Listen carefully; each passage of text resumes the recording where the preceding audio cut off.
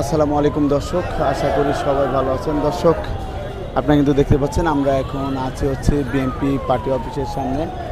সবাই কিন্তু এইখানে আছে, তা দেখতেই পাচ্ছেন।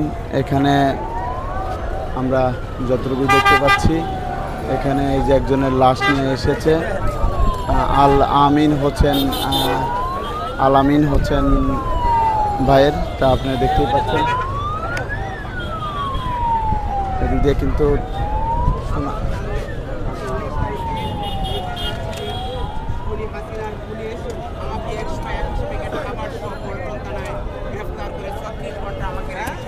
সেই ভিডিও যখন সারা পৃথিবীতে ভাইরাল হয়েছে, পুলিশ আমাকে গুম করতে চেয়েছিল এবং পুলিশের পক্ষে আমাকে বক্তব্য দেওয়ার জন্য বারবার চাপ দেওয়া হয়েছিল। পুলিশকে আমি বলেছি যে যেখানে হাজারো মায়ের বুক খালি হয়েছে, যদি আমারও জীবন যায়, জীবন যাবে, তবু আমি পুলিশদের পক্ষে আমি বক্তব্য দেবো না।